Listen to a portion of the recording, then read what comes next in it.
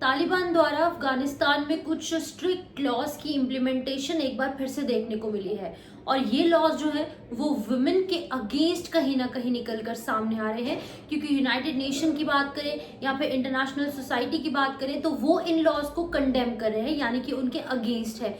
वो कह रहे हैं कि overall development of women, ladies की जो कहीं ना कहीं जो उनकी एजुकेशन है, उनकी जो हेल्थ है, वो इससे प्रभावित हो सकती है। अब वो लॉज क्या कुछ है वो आपको बताऊंगी।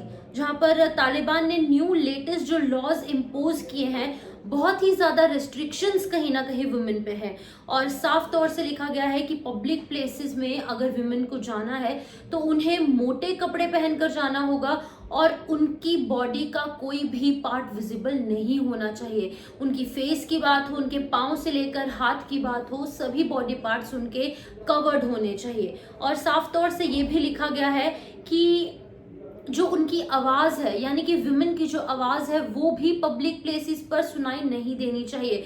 यानी कि वो पब्लिक प्लेस में जाकर बात नहीं कर सकती, वो पब्लिक प्लेस में जाकर कुछ रीड आउट नहीं कर सकते, और वो पब्लिक प्लेस में जाकर अगर वो कुछ गुनगुनाना चाहते हैं, कुछ गाना चाहते हैं, तो इन सभी चीजों पर हैवी रेस्ट्रिक्शंस जो है वो तालिबान द्वारा इम्पोज कर दी गई हैं। और अगर बात की जाए यहाँ के जो सुप्रीम लीडर है तालिबान के, जिनका नाम की हिबातुल्ला है, उन्होंने ये अलार्मिंग सिचुएशन जो है वो पूरे अफगानिस्तान में क्रिएट कर दी है। अब ये लॉज जो है जहाँ पर कि मोटे कपड़े पहनने होंगे और ये तमाम चीजें जो निकल कर सामने आई हैं, उनमें ये भी कहा जा रहा है कि जो कुछ एजुकेशनल इंस्टीट्यूशंस है वहाँ पर महिलाओं को, फीमेल्स को, जो यहाँ पर जो हेल्थ की रिलेटेड जो यहाँ पर हेल्थ केयर सेक्टर्स हैं, वहाँ पर एजुकेशन प्रोवाइड नहीं की जाएगी।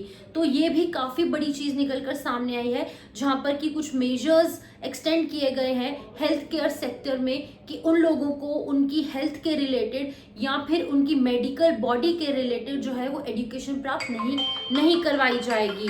तो आपको बता दूं कि यहाँ पर तालिबान ने स्ट्रिक्ट ऑर्डर्स जो हैं वो यहाँ पर दिए हैं और साफ तौर से महिलाओं के ओवरऑल डेवलपमेंट पर कहीं ना कहीं रोक लगती नजर आ रही है।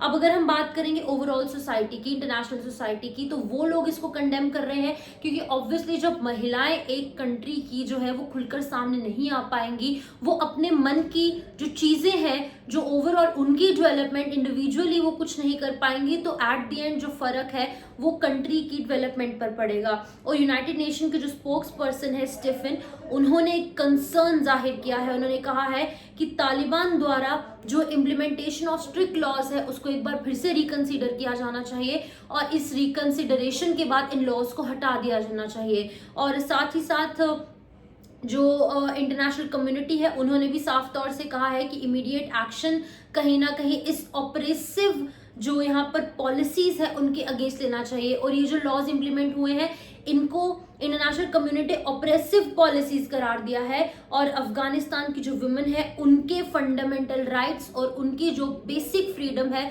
उसको हैम्पर करने वाले ये लॉज कहे गए हैं। तो ये तमाम चीजें निकलकर सामने आ रही हैं। जो यहाँ पर लॉज इम्प्लीमेंटेशन जो अफगानिस्तान में की गई है वो ये है कि लेडीज जो है वो पब्लिक प्लेस में नहीं जा सकती। पब्लिक प्लेस में अगर उन्हें जाना है तो उन्हें अपनी बॉडी का हर पार्ट कवर करना होगा, including their face, their hands, their feet.